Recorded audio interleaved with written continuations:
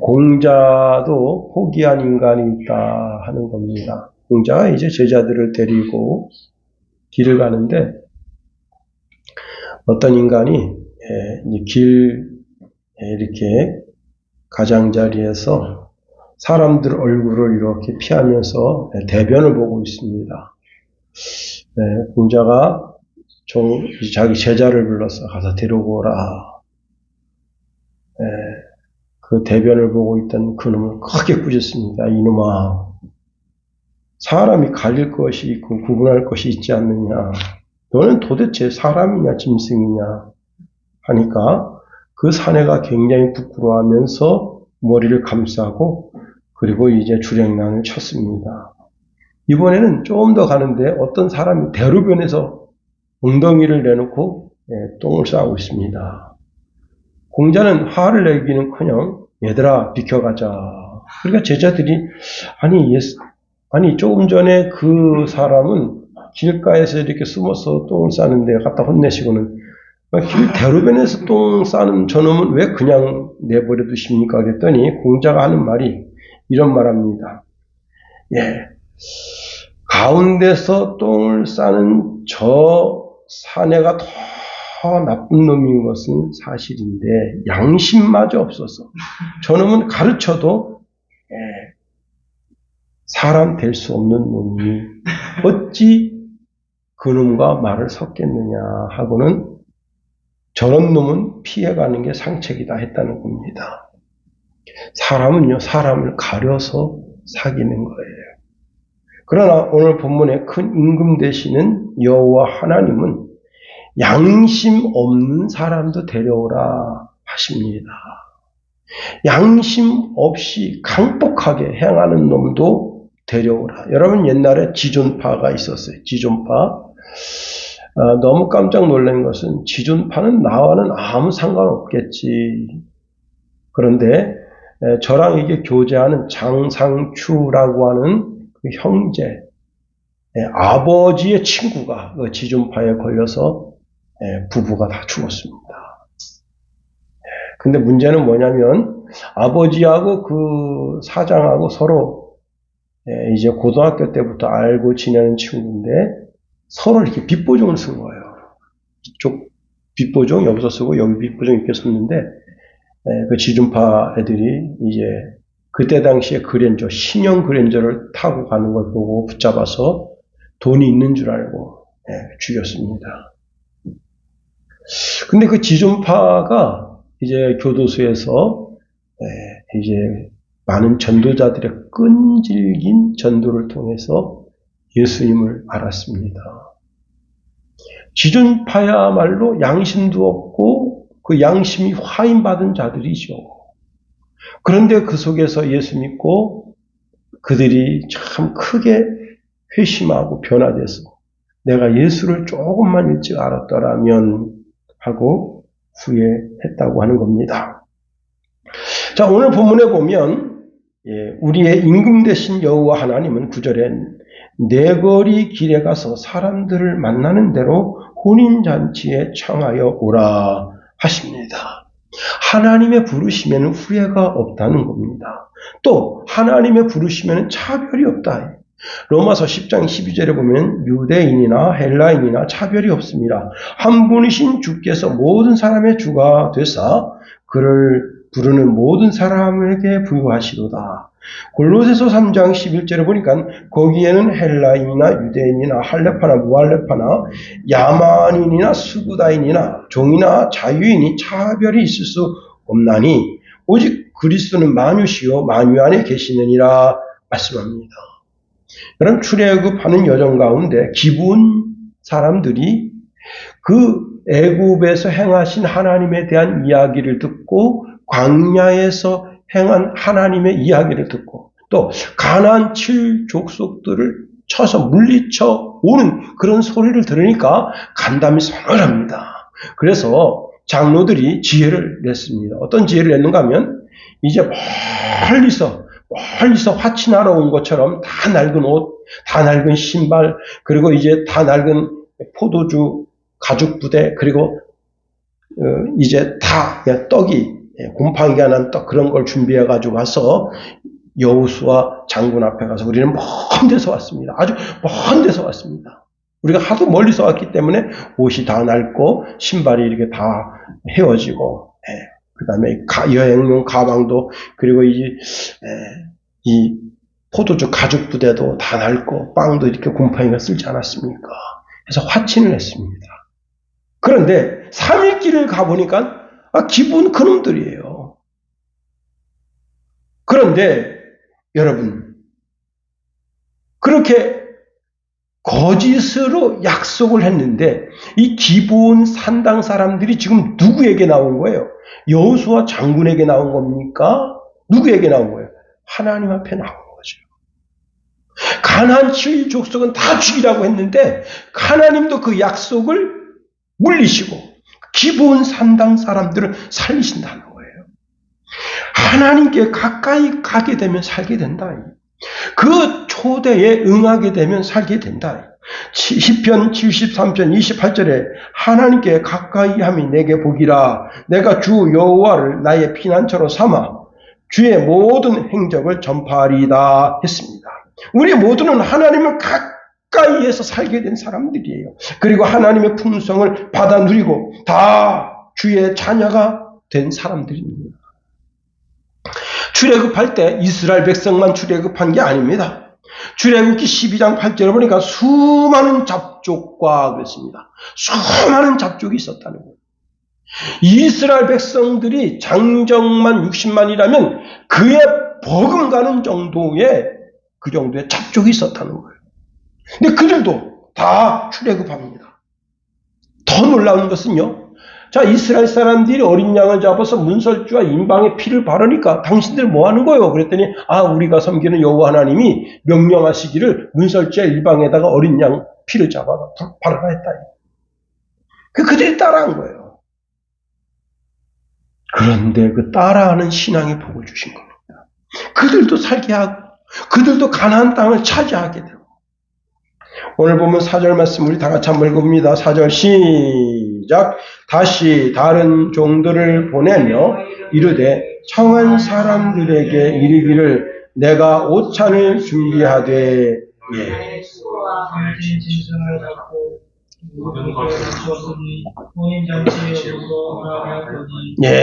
자, 이 임금님이 소와 살진 짐승을 많이 잡았습니다. 아주 풍성한 잔치예요. 특별히 여러분 우리가 주목해서 볼 단어가 오찬이라는 단어입니다. 오찬. 오찬은 12시에서 1시에 먹는 점심 식사를 가리켜 말하는데 안식일 법에도 이 오찬이 매우 중요한 식사로 여겨지게 되는 겁니다. 오찬에 베풀어지는 식사 자리가 최고 성대한 잔치 자리라는 겁니다. 그래서 종들이 나가서 청한 사람들에게 자, 내가 오찬을 준비하되 나의 소와 살찜 짐승을 잡고 모든 것을 갖추었으니 혼인잔치에 오소서 하고 임금님의 초대말을 전하게 된 겁니다.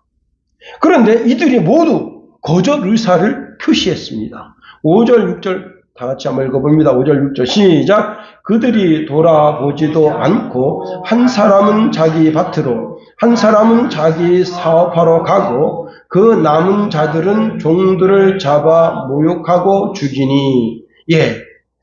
자, 여기 이 초대를 콧등으로 여기는 사람들은 뒤도 돌아보지 않고 어떤 사람은 밭으로 어떤 사람은 사업장으로 어떤 이들은 그 좋은 소식을 전하러 온 사람들을 붙잡고 능욕하고 모욕하고 죽이기까지 했다는 겁니다.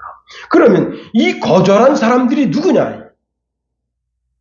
우리가 21장, 22장 연이어서 계속 살펴보는데 거기에 보면 바리새인과 사두개인을 가리켜 말합니다. 오늘날 그리스도를 거부하는 세상 사람들을 가리켜 이야기하는 거예요. 우리는 복음을 거부하고 반대하는 모든 시대의 불신자들의 모델을 오늘 본문에서 보게 됩니다.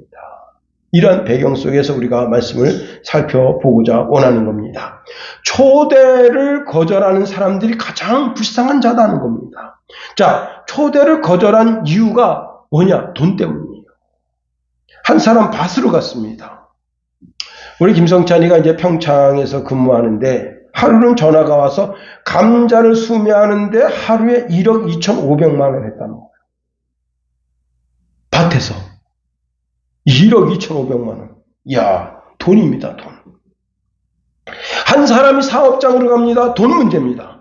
돈을 자신의 욕망의 신으로 섬기는 자들이다 하는 겁니다. 바울은 이에 대해 경고하는데 빌립보서 3장 9절에 보니까 그들의 마침은 멸망이요 그들의 신은 배요 그들의 영광은 그들의 부끄러움에 있고 땅의 일을 생각하는 자라 했습니다. 당시 하나님을 알지 못하는 사람들은 자신이 가지고 있는 그 욕심이 자기 자신을 이끌고 가는 겁니다. 자기 자신의 욕심을 하나님으로 삼는 자들이에요.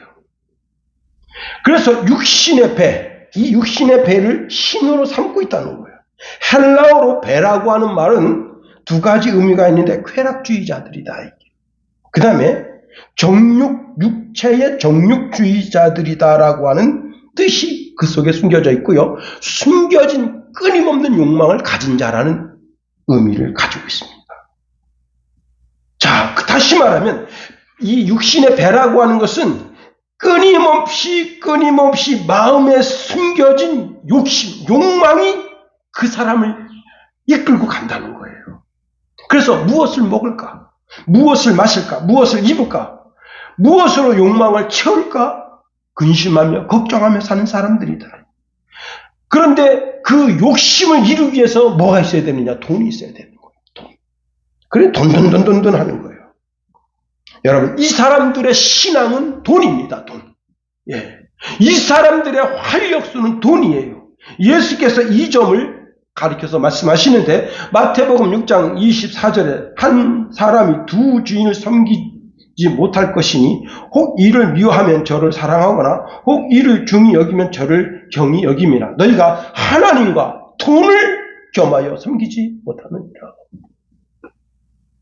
하나님과 재물은 다른 말로 말하면 이걸 헬라어로 말하면 만문이에요. 만문이 뭐냐? 돈입니다. 돈.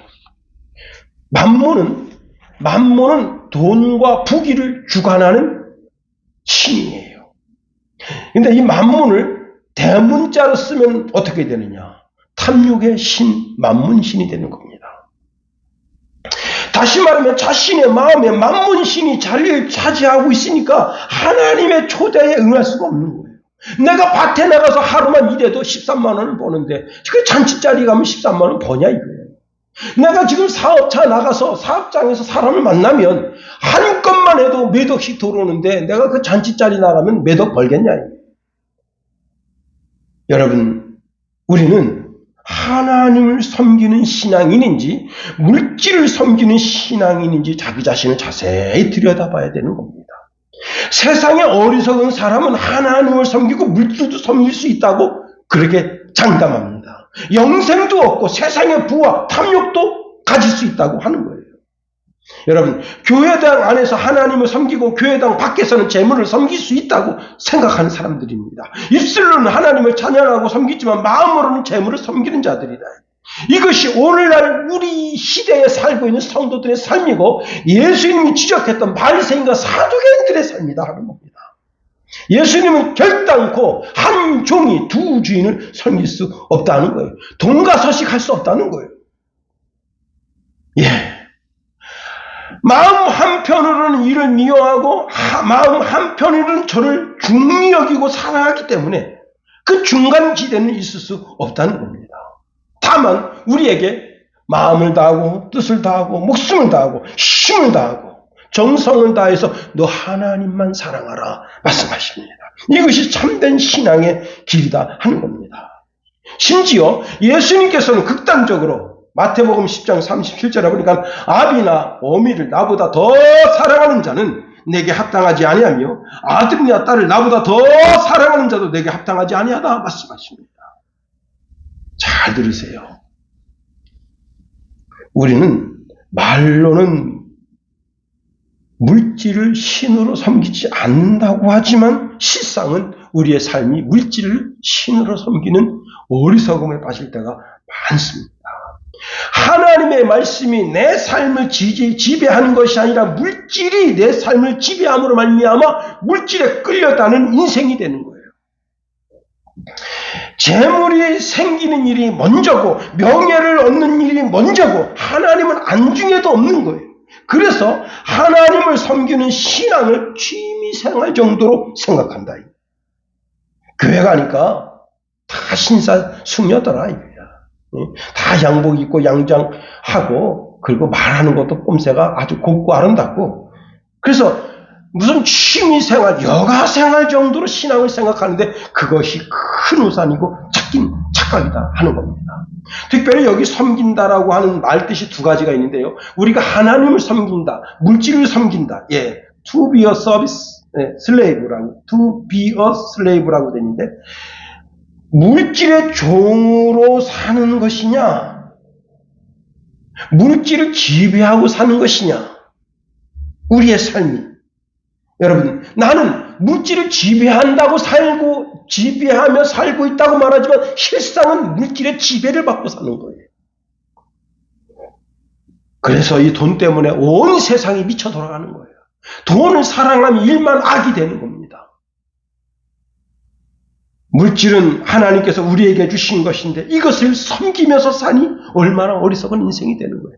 먹을 것을 위해서 살고 입을 것을 위해서 살고 잠잘 것을 위해서 살고 우리가 하나님을 찾고 구하면 이 모든 것을 더해 주시마 약속해 주셨는데 거기에 너희는 무엇을 먹을까 무엇을 마실까 무엇을 입을까 염려하지 마라. 이는 다 이방인들이 구하는 것이다. 너희는 먼저 그의 나라와 그의 의를 구하라. 그럼 이 모든 것을 내가 너희에게 다 더해준다. 말씀하시는데 자꾸 물질 세계, 현실 세계 것을 자꾸 구하는 거예요. 그런 어리석음에 우리가 빠지게 된다고 하는 겁니다. 오늘 본문의 말씀에 5절에 이런 말씀합니다. 그들이 돌아보지도 않았다. 거기에 하나님 아버지의 초대에 관심도 두지 않았다는 거예요. 단 하나의 관심도 두지 않았다는 거예요. 그리고 이들은 아주 적극적으로 하나님의 초대에 대적한 사람도 있었다. 그것이 여러분 6절에 그 남은 자들은 종들을 잡아 모욕하고 그리고 나머지는 또 죽였다는 겁니다. 여러분 아들은 돈 때문에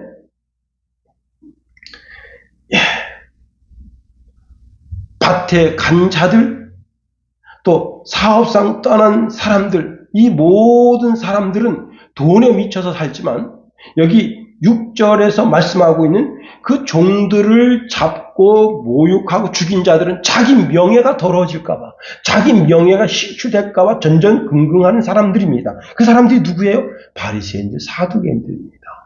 예수님께서 갈릴리에서 선풍적인 인기를 끌게 되니까 예수님께서 사마리아에서 선풍적인 인기를 끌게 되니까 예수님께서 유대 땅에서 선풍적인 인기를 끌게 되니까 이거 이러다가 우리 자리가 위태하게 되는 거 아니야? 그래서 복음의 전도자들을 잡고 그들을 죽이고 하게 된 거예요. 사실 여러분 복음을 전하는 자들의 발이 이 세상에서 가장 아름다운 발인 거예요. 왜? 그것은 하나님이 인정하시는 발입니다. 이 세상에서 가장 아름다운 글이 어떤 글이냐? 복음을 아름답게 묘사해서 그 글을 읽는 사람으로 하여금 그 영혼의 감동, 감화를 받아서 예수 믿게 하는 글을 쓰는 사람이 가장 아름다운 글을 쓰는 사람이에요. 가장 아름다운 행동을 하는 사람은 어떤 사람이냐? 그 사람이 향기가 나고 그 사람 삶의 모든 행동이 품위가 있어서 역시 예수 믿는 사람 뭔가 달라도 다르구나 하고 향기를 풍길 때 그 사람의 품위와 행위가 가장 아름다운 행위가 되는 겁니다. 발도 마찬가지입니다. 나훔서 1장 15절에 보니까 볼지어다 아름다운 소식을 알리고 평화를 전하는 자의 발이 산 위에 있도다 했습니다. 가장 아름다운 발이다. 그런데 그 가장 아름다운 발, 그 발이 자기들에게는 가장 위태한 발로 다가오는 거예요. 왜?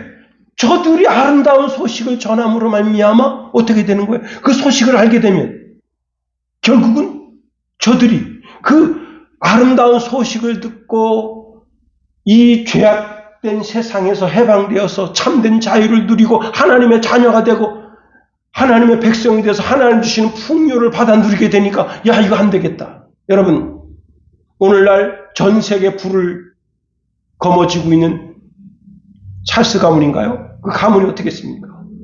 전쟁의 그 승리의 소식을 교묘하게 숨겨가지고 주식을 폭락시켜서 주식을 대박 터뜨린 거 아니에요.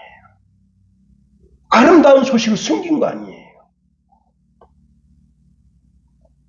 성경에 바울과 아볼로는 복음의 본을 보여서 성경 말씀 가운데 가장 정결한 삶을 살았습니다. 그런데 고린도 교회 성도들이 서로 대적하고 교만한 마음을 가지고 있다가 결국은 이 화살이 어디까지 튀게 됐는가 하면 바울과 아볼로까지 공격하게 된 거예요. 그래서 사도 바울은 이들에 대해서 이들이 그리스도가 없는 배부름과 그리스도가 없는 왕노릇, 그리스도가 없는 삶을 추구하고 있다고 책망했습니다. 자, 이들은 바울과 아볼로를 죽이고 공격하고 더 나아가 가만히 바울을 들여다보면서 야, 저 바울만 없어지면 하는 그런 악한 생각을 하게 되는 겁니다. 자, 그래서 이들은 바울과 아볼로를 죽이려고 공격하는 거예요. 바울이 이것을 가만히 영적으로 들여다봅니다. 아하, 우리가 이 고린도 도시의 조롱거리와 그리고 구경거리가 됐다 하면서 이런 말씀을 적고 있습니다. 고린도전서 4장 11절 13절에 보니까 바로 이 시각까지 우리가 줄이고 목마르며 헐벗고 매맞으며 정처가 없고 또 수고하여 친히 손으로 일을 하며 모욕을 당한 즉 축복하고 박해를 받은 즉 참고 비방을 받은 즉 권면하니 우리가 지금까지 세상의 더러운 것과 만물의 찌꺼기같이 되었도다 말씀했습니다. 여러분, 아름답고 경건한 소식을 전하는 자신과 아볼로가 고린도 교회 성도들로 하여금은 만물의 찌꺼기처럼 취급받는 신세가 됐다는 거예요. 금요일 이제 추석날이잖아요. 황서방이 걸레 들고 평상을 닦는데 한 번 닦았어요. 와, 근데 걸레가 금방 떨어지는 거예요. 그러니까 이번에는 그걸로 안 되겠다. 그래서 걸레를 물에다 적셨어요. 그래가지고 평상을 닦았어요. 안 돼. 그래도 시커멓게 묻어납니다. 그래서 제가 청수포가 있느냐 해서 김선혜 사무한테 청수포를 갖다 달라 해서 그 청수포로 그걸 닦았어요. 와, 청수포도 금방 떨어집니다. 그래서 청소포를 이렇게 닦고 저렇게 닦고 청소포가 아주 누래질 때까지 닦았어요. 이야, 여러분, 그 청소포에 묻어나온 오물, 찌기, 바울이 그렇게 됐다는 거예요. 아볼로가 그렇게 됐다는 거예요. 걸레에 묻어나오는 때처럼 됐다는 거예요. 자, 고기를 다 구워 먹었습니다. 이제 아버님이 고기 배나무 낙엽이 이렇게 떨어지니까 그걸 빗자루를 쓸어 모았습니다. 걸레에 묻은 오물이나 바닥에서 쓸어낸 낙엽, 그것이 세상의 더러운 것과 만물의 찌기다. 그런데 바울이 이 말을 하는 이유가 있습니다. 내가 이렇게 세상의 더러운 것과 만물의 찌기가 됐지만 거기에 영적인 큰 축복이 있다는 거예요. 큰 의미가 있다는 거예요. 이렇게 청소하니까 그 오물을 버리게 되니까 평상에 있는 때를 깨끗하게 닦으니까 평상이 깨끗해져 사람이 앉게 되고 바닥에 있는 낙엽을 다 깨끗이 쓰니까 그 바닥 거기서 사람들이 마음껏 즐기며 삶을 살 수 있게 됐다. 내가 비록 나와 아볼로가 만물의 때와 만물의 찌꺼기 같은 그런 찌끼 같은 인생이 되었지만 그래도 너희들은 복음 때문에 거룩하고 깨끗한 정결한 하나님의 백성으로 사는 것이 아니냐, 그 말을 주고 있는 겁니다. 예수님은 우리의 영혼에 그 무엇으로도 닦아낼 수 없는 죄악을 닦아내 주시는 진정한 청소부시다. 예수님은 평상에 묻은 때를 닦아낸 것과 같이 그 평상에 있는 때를 깨끗하게 닦아내므로 모든 사람이 그 평상에 앉게 하는 그런 분이시다 하는 겁니다. 여러분, 대속죄일에 황소를 잡아서 그 피를 뿌려 모든 이스라엘 백성들의 죄를 깨끗하게 제하여 줍니다. 하물며 우리 예수 그리스도의 피이겠는가 하는 겁니다. 이스라엘 백성들에게 뿌리는 피는 형식적으로 외적인 죄를 덮어주는 것이지만 우리 예수 그리스도의 피는 우리 이 양심의 죄까지 가려주는 거룩한 피다 하는 거예요. 여기 지금 그 자기 자신의 명예가 실추될까봐 예수님을 잡고 예수님을 능욕하고 예수님을 죽였던 그 바리새인 사두개인들. 여러분, 그들은 지금도 이 시대에 바리새인으로 살고 사두개인으로 살아요. 그러나 우리는 이 시대, 이 세상 속에서 계속해서 하나님의 거룩한 주의 백성으로 이 복음을 전하는 전도자의 삶을 살아야 된다. 이게 성도의 기본적인 의무다 하는 겁니다. 더 나아가 두 번째는요, 초대를 거절한 자들의 말로를 우리가 살펴볼 수가 있습니다. 제가 이제 쇼트 영상을 보니까 지금은 동물들에게 정복되어진 섬이 많이 있대요. 그 중에 하나가 바하마 섬인데요. 바하마 섬에는 돼지들이 들어가서 살고 있기 때문에 사람들이 거기서 더 이상 살 수가 없다는 겁니다. 그 돼지들이 그 바하마 섬에서 어떻게 살게 됐는가 하면 이제 그 배가 난파가 돼서 그 배에 돼지가 내려지고 사람들도 살게 됐는데 사람들이 이제 다시 나갔다 들어오려고 하다가 배가 깨지면서 완전히 다 죽어버렸어요. 그래서 돼지만 그 섬에 남겨졌는데 그 섬에서 돼지들이 행복하게 잘 살고 있대. 그래서 돼지섬이 됐다고 합니다.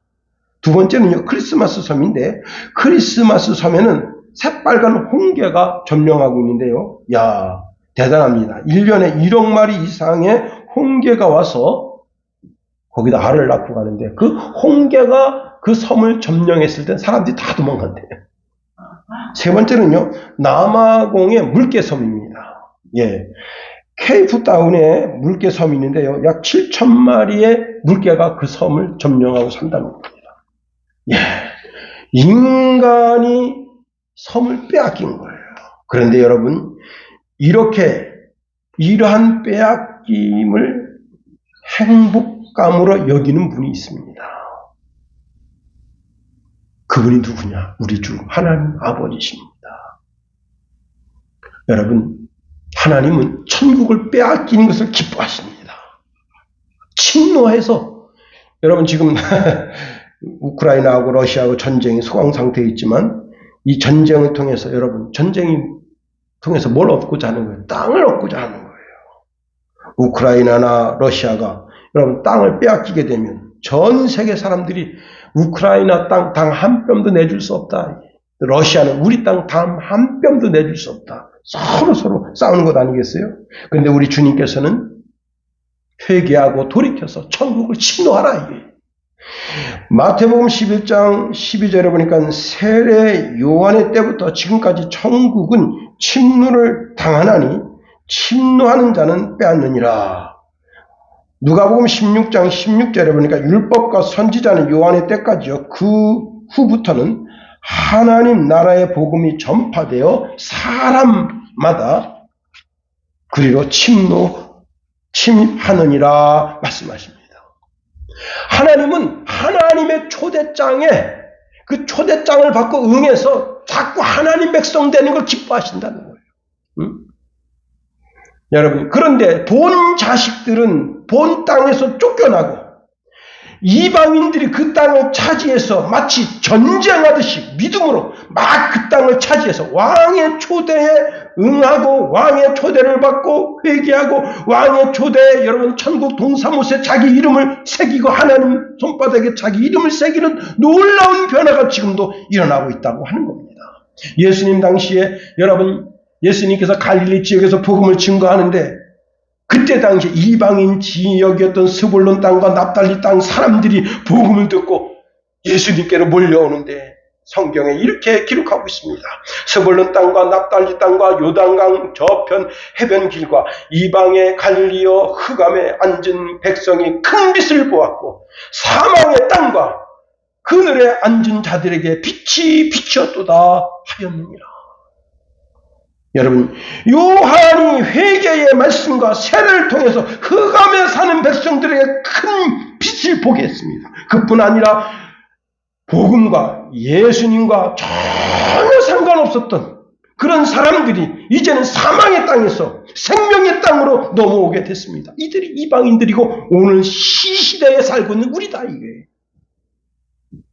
천국 문은 오직 유대인들에게만 열려진 문이었었는데 그 문이 이제는 전 세계를 통해서 모든 사람들에게 그 문이 열려지게 됐다. 왕이 자기 아들의 혼인잔치에 딱 찍어서 그 성 안에 있는 귀족들, 귀인들에게만 초대장을 보냈는데 그들이 그 초대장을 찢어버리고 논에 가고 밭에 가고 사업차 가고 또 그 다음에 보낸 종들을 죽이니까 주인께서 저들은 왕 이 혼인잔치는 잘 준비되었지만 저들은 이 잔치에 참여할 만한 마음이 전혀 없으니 이제는 길가에 가서 아무라도 닥치는 대로 불러다가 이 자리를 채우라 하니 종들이 가서 여러분 종들이 누굽니까? 복음의 전도자들, 목사들, 전도사들, 선교사들 또 성도들도 모든 사람들이 가서 복음을 전하는데 그들이 마치 강도가 남의 물건을 강탈하듯이 믿음으로 천국을 강탈해서 천국 백성이 막 생겨지는 역사가 생겨나게 됐다는 겁니다. 여러분, 야곱은 사실은 장자권을 가질 수 없는 아들입니다. 그런데 그는 장자권도 가지고 축복권도 가졌어요. 그가 축복권을 가지기 위해서는 형을 속이고 장자권을 빼앗았습니다. 아버지를 속이고 축복권을 빼앗았어요. 다시 말하면 에사에게 돌아갈 축복을 훔쳤어요. 그는 그 장자권 축복권을 훔치는데 밧줄 강릉과 그 다음에 아버지를 속이는 아주 교묘한 관계로 축복권과 장자권을 훔친 겁니다. 어머니가 해주는 산의 진미를 가지고 가서 포도주와 그 다음에 산의 진미를 가져가서 아버지의 마음을 속이고 눈을 속이고 귀를 속이고 입을 속여서 그리고는 축복권을 훔쳐갔습니다.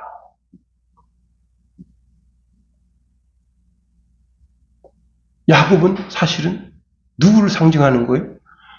축복권도 장자권도 가질 수 없는 그런 비참한 인생을 야곱이 보여주는 겁니다. 그게 이방입니다. 그런데 야곱이 그 복을 받습니다. 야곱은 축복받은 대로 하나님의 나라를 강탈하는 자가 되는 거예요. 하나님의 사랑을 받는 자가 되는 거예요. 하나님의 나라를 침노한 자가 된 거예요. 우리는 믿음으로 하나님의 나라를 침노해야 되는 거예요. 하나님의 축복을 끌어당겨서 이 땅에서 그 축복을 받아 누리는 인생이 되어야 되는 거예요. 그런데 불쌍한 인생이 있습니다. 그 불쌍한 인생이 누구냐? 여러분, 오늘 이 바리새인 사두개인들, 이들은 자신들이 받아 누릴 수 있는 축복을 빼앗긴 거예요. 이들은 자신들의 마음에서 하나님을 지웠습니다. 그리스도를 지웠습니다. 그러니까 동물의 왕국이 된 거예요. 약육 강식이 판치는 곳이 된 겁니다. 돈이면 뭐든지 된다. 왜 예수님 미워하게 된 거예요? 우리가 이 마태복음 21장을 살펴보면 왜 예수님 미워하게 된 거예요? 예수님께서 성전을 정결케 하면서 거기 돈 바꾸는 자들, 매매하는 자들, 환전하는 자들 다 내쫓으니까 수익이 끊긴 거예요. 거기에 눈이 뒤집힌 겁니다. 야, 이놈 봐라. 응? 이 지금 오늘 여기서 환전하는 것, 매매하는 것, 그 다음에 이제 이렇게 하는 것을 통해서 우리가 하루에 벌어들이는 게 20억, 30억인데 이 예수라는 놈이 와가지고 우리를 오장육부를 뒤집어놓네. 이놈 죽여야 되겠군. 이거예요. 돈에 환장한 거예요. 돈에. 여러분, 돈이면 뭐든 할 수 있다고 생각한 이들, 자, 여러분, 유대교주의자들, 이들이 이스라엘 땅에 팽팽합니다. 이들은 그리스도를 믿는 자들을 청소하겠다고 달겨들어요. 그래서 그리스도를 죽이고 그의 제자들, 그의 사도들, 그들을 죽이고 그들이 여러분 사도행전에 보면 어떤 일이 벌어졌습니까? 다 예루살렘에서 다 도망 나갔어요. 예수 그리스도를 구주로 믿는 모든 자들을 향해서 칼날을 들이미는 거예요. 그 첫 희생자가 스데반이고 야고보입니다. 그래서 여러분 모든 그리스도인들이 다 예루살렘에서 유대 땅에서 다 도망간 거예요.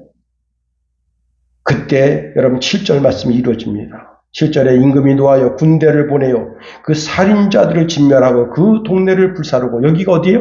바로 예루살렘입니다. 그들은 스스로가 왕의 초대를 거부하고 그 결과가 어떻게 될지 몰랐어요. 그러나 예수님 분명 말씀하십니다. 이 예루살렘 성이 돌 위에 돌아남지 않겠다. 예루살렘 성전도 돌 위에 돌아남지 않고 다 무너지겠다. 다 돌들이 불 속에 들어가서 다시는 그 돌 가지고 성전을 쌓을 수 없게 될 것이다. 여러분, 왕의 초대를 거부한 자들은 너무 비참한 하나님의 저주 가운데 스스로 자기를 던졌다는 겁니다. 여러분, 먼저는 살인죄에 대한 단죄가 일어났습니다. 여기서 주의할 것은요, 임금님의 종들을 무시하고 업신 여기는 자들을 심판하는 것입니다. 야, 이 복음을 전하는 이 자들을, 이 복음의 전도자들을 그들을 체포하고 구금하고 능욕하고 최종적으로는 죽였습니다. 그 아들을 보내는데도 아들까지 죽였어. 결국은 주후 70년경에 로마군에 의해서 유대라고 하는 나라는 완전히 없어지게 됐습니다. 여러분, 예수 그리스도가 죽으면 그 나라도 죽는 거예요. 예수 그리스도가 죽으면 그 사람도 죽는 거예요. 이게 영적인 어마무시한 원칙입니다.